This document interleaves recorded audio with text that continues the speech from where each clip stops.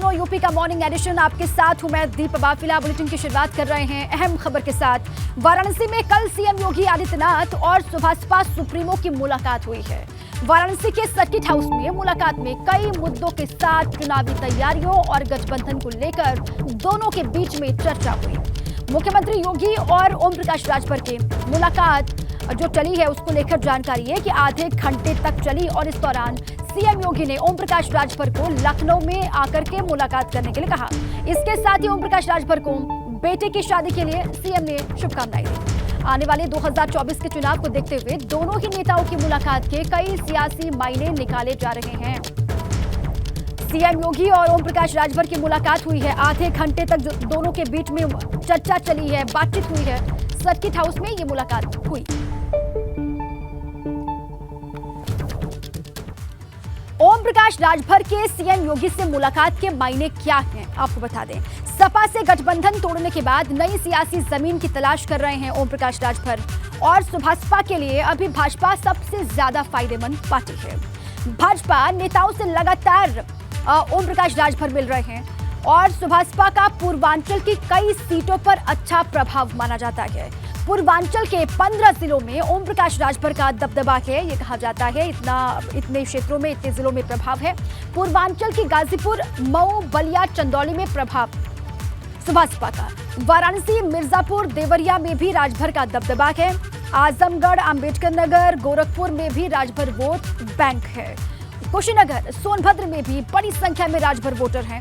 सुभाषपा के भाजपा के साथ आने के संभावनाएं बहुत ज्यादा दिखाई दे रही हैं। बड़ा फायदा संभव हो सकता है सुभाषपा के लिए भी, भाजपा के लिए भी। सुभाषपा से गठबंधन हुआ तो गाजीपुर, जौनपुर में फायदा संभव है। लालगंज, श्रावस्ती, आजमगढ़ सीट पर भाजपा को फायदा संभव है। अब दोनों ही पार्टियों को फायदा इसका होगा। सुभाषपा को भी फायदा पहुंचेगा और साथ ही साथ भाजपा को तो फायदा होगा ही पूर्वांचल में। वाराणसी से मेरे साथी नवीन पांडे जुड़ चुके हैं, सीधे उन्हीं के पास आपको ले चलें। नवीन, कल मुलाकात जो हुई है सीएम और सुभाषपा चीफ ओम प्रकाश राजभर के बीच में, उस मुलाकात को लेकर भी आप जानकारी दीजिएगा। और आज भी सीएम वहीं पर मौजूद हैं, क्या कुछ उनका वहां पर कार्यक्रम है, फिर उनको सोनभद्र भी निकलना है? जी दीपा, बिल्कुल जो मुलाकात हुई है उससे कहीं ना कहीं सियासी दलों में हलचल मचती हुई देखने को मिल रही है। आधे घंटे की मुलाकात हुई है सीएम योगी और ओम प्रकाश राजभर के बंद कमरे में हुई है। हम आपको तस्वीरें दिखाना चाहेंगे। सर्किट हाउस का ये परिसर है और सर्किट हाउस में अभी भी दोनों नेता मौजूद हैं। तो रात में मुलाकात हुई, क्योंकि आधे घंटे मुलाकात हुई लगातार। जिस तरह से ओम प्रकाश राजभर सीएम योगी के पहुँचने से पहले ही सर्किट हाउस में पहुँच गए थे और ऐसा कहा जा रहा था मुलाकात होगी, तो रात में उन दोनों नेताओं की मुलाकात हुई। आधे घंटे ये मुलाकात चली है, जिसमें सीएम योगी ने ओम प्रकाश राजभर के बेटे की शादी की बधाई भी दी। इसके साथ साथ तमाम मुद्दों पर बात भी हुई, चाहे चुनावी चर्चा हो, क्योंकि ओम प्रकाश राजभर जिस तरह से पूर्वांचल में दौरा कर रहे हैं, चुनाव को लेकर तैयारी कर रहे हैं, उस पर भी बात सीएम योगी ने की कि किस तरह की तैयारी आपकी है। इसके साथ ही गठबंधन को लेकर जिस तरह सियासी जमीन की तलाश ओम प्रकाश राजभर कर रहे हैं, लगातार वो प्रयास भी कर रहे थे कि मुख्यमंत्री योगी आदित्यनाथ से मुलाकात की जाए। और आधे घंटे पहले सर्किट हाउस पहुंच गए थे सीएम के आने से पहले, जिसके बाद आधे घंटे उनकी मुलाकात हुई और गठबंधन को लेकर भी चर्चा हुई। ऐसा माना जा रहा है कि ओम प्रकाश राजभर अपने बेटे को लोकसभा का इलेक्शन लड़वाने के लिए चाह रहे हैं, लिहाजा उन सब विषय पर भी बात हुई। इस वजह से मुख्यमंत्री ने उन्हें लखनऊ आने का निमंत्रण दिया कि लखनऊ आइए, लखनऊ बैठ के इस सभी विषयों पर बात की जाएगी। लिहाजा अभी भी दोनों नेता अंदर हैं, लेकिन कहीं ना कहीं सियासत जो पारी खेल रहे हैं और सियासत दलों की तलाश कर रहे थे ओम प्रकाश राजभर, तो उसमें कहीं ना कहीं सीएम योगी के साथ जो उनकी मुलाकात हुई है बड़ी मायने रखती है। अब देखने वाली बात होगी कि किस तरह की मुलाकात रही, आगे की इस मुलाकात का क्या रूप देखना। जी बिल्कुल, आपको बता दें दीपा कि सीएम योगी अब से थोड़ी देर बाद 10 बजे का समय है जब सीएम योगी वाराणसी से यहाँ से निकलेंगे और सोनभद्र के लिए रवाना होंगे। लेकिन अभी भी दोनों नेता अंदर मौजूद हैं। हालांकि सुबह सुबह तमाम नेताओं का मिलने का कार्यक्रम सीएम का रखा गया था। हो सकता है कि सुबह सुबह भी चाय पर चर्चा सीएम योगी और ओम प्रकाश राजभर की हुई हो, लेकिन रात में मुलाकात हो गई थी और सीएम ने रात में उनको लखनऊ आने का निमंत्रण दिया था। तो तमाम मुद्दों पर बातचीत हुई, गठबंधन पर चर्चा हुई है। इसके साथ ही जो बात की जा रही थी कि चुनावी हलचल किस तरह से पूर्वांचल में है, सीएम योगी ने ओम प्रकाश राजभर की तैयारी, यानी कि किस तरह से आप तैयारी कर रहे हैं, इसके साथ बेटे का रिसेप्शन किस तरह से बीता, उनको भी बधाई दी है। तो तमाम दोनों नेता अंदर मौजूद हैं, यहाँ अंदर मौजूद है और आप ये कह रहे हैं कि हो सकता है चाय पर चर्चा हुई हो, लेकिन कल दोनों की मुलाकात हुई है। कई मायनों में ये मुलाकात खास है। चुनाव की तैयारियां, गठबंधन को लेकर भी तमाम बातें चल रही हैं। अब आने वाले वक्त में क्या बदलाव देखने को मिलते हैं, इस पर भी लगातार हमारी नजर है। नवीन, आप रहे हमारे साथ। तो वाराणसी में ही सीएम की मौजूदगी है और वहीं पर कल आधे घंटे तक मुलाकात हुई है ओम प्रकाश राजभर के साथ में सीएम योगी की, और आज सोनभद्र का दौरा भी है सीएम योगी का। कई परियोजनाओं का लोकार्पण सीएम को करना है, कईयों का शिलान्यास करेंगे। सीएम उरमोरा स्थित डाइट परिसर में जनसभा को संबोधित भी आज करने वाले हैं। साथ में केंद्र सरकार और प्रदेश की सरकार की उपलब्धियों के बारे में लोगों को बताएंगे। इसके साथ सरकारी योजनाओं के तहत पात्र परिवारों को लाभान्वित भी करेंगे, उनको सौगात भी देंगे सीएम योगी आदित्यनाथ। वाराणसी में इस वक्त उनकी मौजूदगी है और यहां से सोनभद्र वो निकलने वाले हैं। कई परियोजनाओं की सौगात वो सोनभद्र को देने वाले हैं। कई परियोजनाओं को लोकार्पण उनका करेंगे और कईयों का शिलान्यास सीएम को करना है। उरमोरा में डाइट परिसर है, वहां पर जनसभा को संबोधित करते हुए सीएम दिखाई देने वाले हैं। सीएम योगी की सोनभद्र को बड़ी सौगात क्या मिलने जा रही है, आपको बता दें। 211 परियोजनाओं का लोकार्पण और शिलान्यास होना है सोनभद्र में। 211 परियोजनाओं की कुल लागत है 417 करोड़ रुपए, और साथ ही 109 परियोजनाओं का लोकार्पण करेंगे इनमें से सीएम योगी, और 304 करोड़ की 109 परियोजनाओं का लोकार्पण सीएम योगी आज करने वाले हैं। इसके अलावा जिनका शिलान्यास होना है वो 113 करोड़ की 102 परियोजनाएं हैं, जिनका शिलान्यास भी सीएम योगी को आज करना है। तो आज बड़ी सौगात सोनभद्र को मिलने जा रही है। नवीन मेरे साथी लगातार बने हुए, उन्हीं का अपडेट लेते हैं। नवीन, कितने बजे यहाँ से निकलेंगे सीएम योगी आदित्यनाथ और कितनी देर वो सोनभद्र में रहेंगे, क्योंकि सौगात उनको क्या मिलने जा रही है वो जानकारी मैंने दर्शकों को दे दी है। जी दीपा, आपको बता दें सीएम योगी आदित्यनाथ 10 बजे वाराणसी के सर्किट हाउस से रवाना होंगे और यहां से हेलीकॉप्टर द्वारा सोनभद्र पहुंचेंगे, जहां पर सीएम योगी करोड़ों की सौगात सोनभद्र के निवासियों को देने जा रहे हैं। इसके साथ साथ महाजनसंपर्क अभियान के तहत जो कार्यक्रम चलाए जा रहे हैं, उस कार्यक्रम के तहत सीएम योगी वहाँ पर जनसभा भी करेंगे। लिहाजा उनकी तैयारी पूरी कर ली गई है। लगभग 1.5 से 2 घंटे का कार्यक्रम बताया जा रहा है सोनभद्र में, जब यहाँ से सीएम रवाना होंगे और 10:30 बजे सोनभद्र सीएम योगी पहुँचेंगे और 10:30 बजे के बाद सीएम योगी का कार्यक्रम शुरू किया जाएगा। तमाम करोड़ों की 414 करोड़ रुपए की परियोजना है। 211 परियोजनाओं का लोकार्पण और शिलान्यास सीएम योगी का करना है। तो काफ़ी अहम परियोजनाएं बताई जा रही हैं। अब से थोड़ी देर बाद सीएम योगी वाराणसी से रवाना होंगे और सोनभद्र पहुंच के सोनभद्र के निवासियों को, वहां के लोगों को बहुत बड़ी सौगात देने जा रहे हैं। इसके साथ साथ महाजनसंपर्क अभियान को लेकर जिस तरह से तैयारियां की जा रही हैं, जनसभा को भी संबोधित करेंगे। सरकार की उपलब्धि भी सीएम बताएंगे। इसके साथ साथ सरकार की योजनाएं जो चल रही है वो जनता तक कैसे पहुंचे, इसका भी जिक्र सीएम योगी करेंगे। तो तमाम कार्यक्रम आज मुख्यमंत्री योगी आदित्यनाथ का सोनभद्र में है। लिहाजा सोनभद्र के लिए आज बड़ा दिन बताया जा रहा है, क्योंकि 417 करोड़ रुपए की योजनाओं की सौगात आज सोनभद्र के निवासियों को मिलने जा रही है। दीपा, बिल्कुल ठीक है, शुक्रिया नवीन आपका। आप नजर बनाए रखें। सीएम यहां से निकलेंगे और सीधे सोनभद्र निकलेंगे, आप भी बता रहे हैं। और 417 करोड़ की योजनाएं हैं, 211 जिनकी संख्या, 211 परियोजनाओं की सौगात सोनभद्र को मिलने वाली है और सीएम योगी वाराणसी से सीधे सोनभद्र निकलेंगे। शुक्रिया नवीन आपका पूरी जानकारी के लिए। लोकसभा चुनाव को लेकर लखनऊ में जारी समाजवादी पार्टी के महामंथन का आज चौथा दिन है। सपा के राष्ट्रीय अध्यक्ष अलग अलग जिलों के पदाधिकारियों के साथ बैठक कर रहे हैं और आज भी वो कई जिलों के कार्यकर्ताओं और नेताओं के साथ में सपा ऑफिस में बैठक करेंगे। जिलों के पदाधिकारियों और कार्यकर्ताओं के साथ वो पार्टी के प्रशिक्षण शिविर को लेकर भी चर्चा करेंगे। लगातार मंथन के मोड में है अखिलेश यादव और आज चौथा दिन है मैराथन जो महामंथन का दौर चल रहा है उसका। सपा के राष्ट्रीय अध्यक्ष अखिलेश यादव अलग अलग जिलों के जो पदाधिकारी लखनऊ पहुंच रहे हैं, उनसे चर्चा कर रहे हैं, उनसे बातचीत कर रहे हैं। आज भी खबर है कई जिलों के कार्यकर्ता पहुंच रहे हैं सुबह से, नेताओं के साथ वो पार्टी ऑफिस में बैठक करने वाले हैं।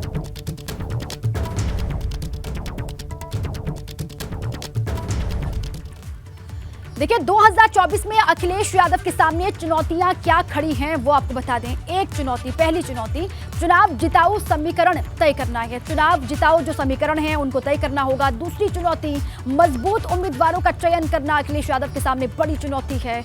तीसरी और अहम चुनौती ये कि बूथ स्तर पर भाजपा संगठन से बराबरी करना। चौथी चुनौती क्या है? अपने गढ़ में भाजपा की सेंधमारी को रोकना अखिलेश यादव के सामने बहुत बड़ी चुनौती इस वक्त में है। पांचवी चुनौती भाजपा के लाभार्थी वोट बैंक की काट को तलाशना है अखिलेश यादव के सामने।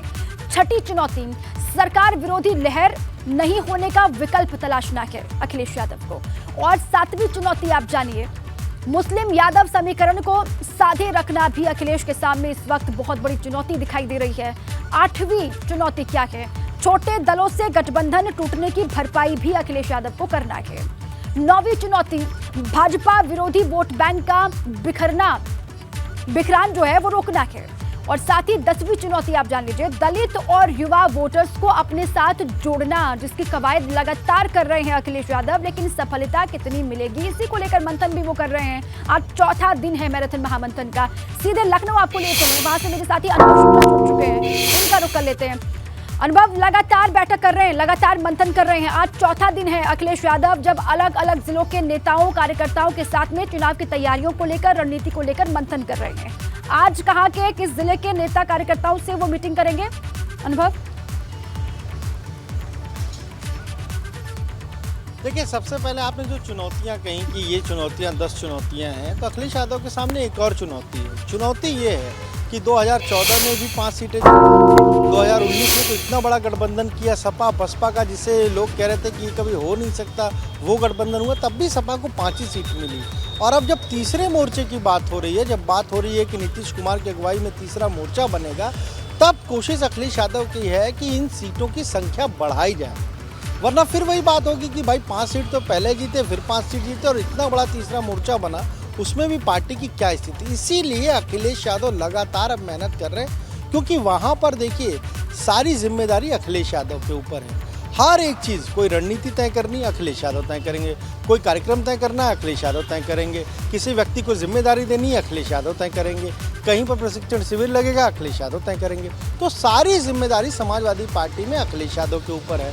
और इसीलिए अब उन्होंने अपनी रणनीति बदली है। रणनीति क्या बदली है? अलग अलग जिलों को पूरी टीम को बुला रहे हैं। वहाँ के पार्टी के जो लीडर हैं, जिला अध्यक्ष हैं, जो वहाँ के पार्षद हैं, पूर्व विधायक हैं, उन सभी लोगों को बुला रहे हैं और ये कह रहे हैं कि भाई सबसे महत्वपूर्ण कि गुटबाजी छोड़िए। गुटबाजी से पार्टी का लगातार नुकसान हो रहा है और 2024 में ऐसा ना हो, इससे बचिए। यही बात उन्होंने, आपको याद होगा, नैमिषारण्य में कही, लखीमपुर में कही, और यही बात उन्होंने कल जब गोरखपुर की बैठक की तब भी यही बात सभी कार्यकर्ताओं से, पदाधिकारियों से कही। कहा कि अब गुटबाजी का वक्त नहीं है, अब सबको मिलकर चुनाव के लिए तैयार होना है। तो आज भी कई जिलों को उन्होंने बुलाया, खासतौर से अगर बात कर लें जो कल लोग नहीं मिल पाए थे उनसे मिलने के लिए आज उनको कहा है। और लगातार अब यही तैयारी हो रही है कि कहाँ कहाँ प्रशिक्षण शिविर होना है। जैसे हरदोई में प्रशिक्षण शिविर की अभी तारीख आ गई है। गोरखपुर के जब कार्यकर्ताओं से बात की तो अब उनको कहा है कि आप अपना समय बताइए कि कब ये आप लोग प्रशिक्षण शिविर करेंगे। 4 लोकसभा सीटों का प्रशिक्षण शिविर गोरखपुर में होगा। देखिए, बहुत चैलेंजेस भी हैं और बहुत सारे, हम कहें तो बहुत सारे 80 लोकसभा सीटों के लिए बहुत सारे कार्यक्रम भी समाजवादी पार्टी अभी तैयार कर रही है कि कहाँ क्या क्या कार्यक्रम करना है। जैसे एक प्रशिक्षण शिविर है, फोकस कहाँ है? इस बार बूथ पर है। अखिलेश यादव को ये पता है कि अगर हमने अपने बूथ को मजबूत कर लिया तो इस बार 24 में शायद जो सिलसिला है हार का वो टूट सकता है। और इसीलिए लखीमपुर में भी जब प्रशिक्षण हुआ तो वहाँ भी फोकस बूथ के कार्यकर्ताओं पर था। 5000 कार्यकर्ता बुलाए गए। नैमिषारण्य सीतापुर में जब प्रशिक्षण हुआ तब भी बूथ के ही कार्यकर्ताओं को बुलाया गया। और यही कोशिश अब आगे भी हर एक जगह देखने को मिलेगी। अब बड़ी बड़ी यात्राएं नहीं कर रहे हैं, बड़ी बड़ी कोई हम कहें कि रैली नहीं कर रहे हैं। अभी फिलहाल कोई बड़े बड़े अपने रथ यात्रा को नहीं निकाल रहे हैं। क्या कर रहे हैं? एक जगह जाते हैं, प्रशिक्षण शिविर करते हैं, फिर वहाँ से एक दूसरी लोकसभा तक अपने रथ में जाते हैं, लोगों से मिलते हैं, सड़क पर कार्यकर्ता रहते हैं, उनसे मिलते हैं। इसके अलावा हर एक कार्यकर्ता के घर जा रहे हैं, दुख में सुख में कहीं पर भी वो पहुँच जा रहे हैं। तो एक इमेज को भी बदलने की कोशिश है और कहीं ना कहीं कोशिश यही है जो कि 24 के लिए कैसे एक साल पहले और जो बनाई गई उसको बदलने की कोशिश कर रहे हैं। बूथ स्तर पर कार्यकर्ताओं से लगातार मुलाकात भी कर रहे हैं। जो चुनौती हमने बताई, जो पहली चुनौती थी कि चुनाव जिताऊ समीकरण पर फोकस है, इस पर ध्यान देना होगा। ये बहुत बड़ी चुनौती है। तमाम मेहनत के बाद भी कार्यकर्ताओं के अगर सीटों में इजाफा नहीं होता है तो मंथन एक नए सिरे से करने की आवश्यकता है और इस वक्त वही करते हुए अखिलेश यादव दिखाई दे रहे हैं। शुक्रिया अनुभव, आपका पूरी जानकारी के। आज सपा का एक डेलीगेशन घायल किसानों से मुलाकात करेगा। दरअसल नोएडा प्राधिकरण कार्यालय के बाहर चल रहे किसानों के अनिश्चितकालीन धरने के दौरान 6 जून को धरना प्रदर्शन कर रहे किसानों पर लाठीचार्ज करके जबरन गिरफ्तार उनको किया गया था। उसके बाद सपा ने 12 सदस्यों का एक प्रतिनिधि मंडल का गठन किया जो आज किसानों से मुलाकात करने वाला है। किसानों से ये पूरी टीम, ये डेलीगेशन मुलाकात करेगी। नोएडा प्राधिकरण के सामने धरना दे रहे थे किसान और वहां पर जबरन किसानों को हटाया जा रहा था, उनको गिरफ्तार किया गया। आज समाजवादी पार्टी का एक डेलीगेशन उनसे मिलने वाला है। 6 जून को ये सब हुआ था। 6 जून को धरना प्रदर्शन कर रहे किसानों पर लाठीचार्ज हुआ था, जबरन उनको गिरफ्तार किया गया था। उसके बाद सपा ने अपनी 12 लोगों की 12 सदस्यों की एक टीम बनाई, डेलीगेशन बनाया जो आज किसानों से मुलाकात करने वाला है। सपा डेलीगेशन की किन किसानों से आज मुलाकात होने वाली है वो जरा आपको बता दें। ग्रेटर नोएडा में प्रदर्शन के दौरान घायल किसानों से मुलाकात ये टीम करने वाली है। 6 जून को पुलिस ने प्रदर्शनकारी किसानों पर लाठीचार्ज किया था, वो खबर भी हमने आपको दिखाई थी। और ग्रेटर नोएडा पुलिस के लाठीचार्ज में कई किसान वहां पर घायल हो गए थे, जख्मी हो गए थे। पुलिस ने किसानों के खिलाफ केस दर्ज किया था। 1134 किसानों के खिलाफ केस दर्ज करने की बात सामने आई और पुलिस ने 33 किसानों को गिरफ्तार करके जेल भी भेज दिया था। 25 अप्रैल से अथॉरिटी के सामने प्रदर्शन कर रहे थे किसान और कई समस्याओं को लेकर के, कई मुद्दों को लेकर के वो लगातार प्रदर्शन कर रहे थे। वहां पर अचानक से 6 जून की तारीख जब लाठीचार्ज किया जाता है किसानों पर और उनको जबरन गिरफ्तार किया गया। आज उन्हीं किसानों से डेलीगेशन समाजवादी पार्टी का मुलाकात करने वाला है। कौन कौन डेलीगेशन में शामिल है, कितने बजे ये मुलाकात होगी, ये जान लेते हैं। मेरे साथी शक्ति सिंह जुड़ चुके हैं नोएडा से। शक्ति, डेलीगेशन में कौन बड़े चेहरे शामिल हैं जो किसानों से आज मिलने वाले हैं और कितने बजे ये मुलाकात होगी? देखिए, जब अतुल प्रधान से हमारी जो बात हुई है, उन्होंने कहा कि 12 से 12:30 बजे के बीच में पहले वो उन किसानों से जाके मिलेंगे जो जेल में बंद है। 33 किसान इसमें अरेस्ट हुए थे जो कि नोएडा जेल में इस समय बंद हैं। वहाँ पहले जेल पे पहुँचेंगे, जेल पे पहुँचने के बाद उनसे बात करेंगे। 12 सदस्यीय डेलीगेशन है जो कि जेल पर पहुंचेगा और उसके बाद वो ग्रेटर नोएडा की जो अथॉरिटी है, वहाँ पर जो किसान प्रदर्शन कर रहे हैं, जो लगातार धरना कर रहे हैं, वहाँ पर उनसे मिलेंगे और वाक्य के बारे में जानेंगे कि 6 जून की रात को आखिर हुआ क्या था, किस तरह से पुलिस आई थी, उन्होंने धरना समाप्त करने के लिए क्या कहा था, किस तरह से कहा था हटाने के लिए, और उसके बाद ऐसी क्या नौबत आई कि पुलिस वालों को लाठियाँ तक भाजनी पड़ी। जो कि उन्होंने जो अपना लेटर जारी किया उसमें आरोप लगाया। इसमें हरेंद्र मलिक हैं जो कि पूर्व सांसद हैं और वह इस समय राष्ट्रीय महासचिव हैं समाजवादी पार्टी के। इनमें दो विधायक और भी हैं जो कि एक जौनपुर से हैं और एक है सचिन यादव जो फिरोजाबाद से हैं। तो 12 सदस्य हैं जो स्थानीय, जो वहाँ के लोकल नेता हैं। राजकुमार भाटी हैं जो प्रवक्ता हैं गौतम बुद्ध नगर के, वो भी इसमें शामिल होंगे। तो 12 सदस्य टीम अखिलेश यादव ने भेजी है और भेजने के बाद अब ये रिपोर्ट देंगे लखनऊ में अखिलेश यादव को, पूर्व मुख्यमंत्री अखिलेश यादव को। तो उसके बाद ही अखिलेश यादव इस पर आगे निर्णय लेंगे कि अब इस आंदोलन में किस तरह से समाजवादी पार्टी, जो ये किसानों का आंदोलन चल रहा है, जो धरना प्रदर्शन चल रहा है, जो शांतिपूर्ण धरना प्रदर्शन चल रहा है, इसमें अपनी अहम भूमिका क्या निभाएगी समाजवादी पार्टी। तो इन्हीं सभी बिंदुओं पर उन्होंने कई बिंदु बनाए हैं अपने जांच करने के लिए। वो जांच करने पहुंचेंगे, इन सब से बातचीत करेंगे, किसानों से मिलेगी। और 6 जून को किसानों के साथ में क्या हुआ, क्या घटा किसानों के साथ, ये टीम पूरा जानने की कोशिश करेगी, जानकारी हासिल करेगी। उसके बाद एक रिपोर्ट। बुलंदशहर से बड़ी खबर है। बुलंदशहर में नाबालिग बधिर से रेप की वारदात को अंजाम दिया गया है। परिजनों की शिकायत पर पुलिस ने आरोपी को गिरफ्तार भी कर लिया।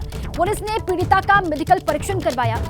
बुलंदशहर से बड़ी खबर है। नाबालिग मूक बधिर लड़की बताई जा रही है जिसके साथ रेप हुआ है। परिजनों की शिकायत पर पुलिस ने आरोपी को गिरफ्तार कर लिया।